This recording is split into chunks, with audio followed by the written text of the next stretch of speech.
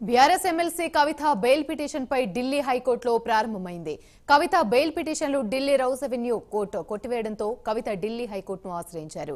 Delhi liquor scam కేసులో కల్వకుంట్ల కవితను మార్చి 15న ఈడీ అధికారులు అరెస్ట్ చేశారు. ఈడీ అరెస్టు తర్వాత ఇదే కేసులో సీబీఐ కూడా కవితను అరెస్ట్ చేసింది. దాదాపు 2.5 నెలల నుంచి కవిత తిహార్ జైల్లో ఉన్నారు. ఈ స్కామ్ లో తన ప్రమేయం లేదని, రాజకీయ కక్షతోనే తనను ఇరికించారని కవిత తరపు న్యాయవాదులు వాదిస్తున్నారు. కవితకు బెయిల్ ఇవ్వాలంటూ దాఖలైన పిటిషన్లను ట్రయల్ కోర్టు కొట్టివేయడంతో ఢిల్లీ హైకోర్టును ఆశ్రయించారు కవిత.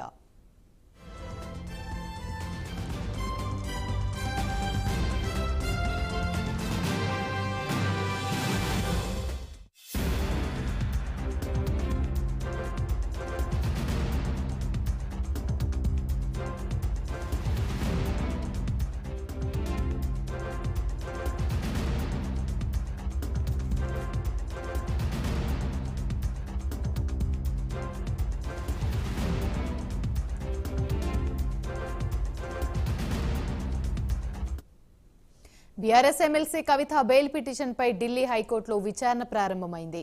కవిత బెయిల్ పిటిషన్లను ఢిల్లీ రౌస్ అవెన్యూ కోర్టు కొట్టివేయడంతో కవిత ఢిల్లీ హైకోర్టును ఆశ్రయించారు. ఢిల్లీ లిక్కర్ స్కామ్ కేసులో కల్వకుంట్ల కవిత మార్చి 15న ఈడీ అధికారులు అరెస్ట్ చేశారు. ఈడీ అరెస్టు తర్వాత ఇదే కేసులో సీబీఐ కూడా కవితను అరెస్ట్ చేసింది. దాదాపు 2.5 నెలల నుంచి కవిత తిహార్ జైల్లో ఉన్నారు. ఈ స్కామ్ లో తన ప్రమేయం లేదని, రాజకీయ కక్షతోనే తనను ఇరికించారని కవిత తరపు న్యాయవాదులు వాదిస్తున్నారు.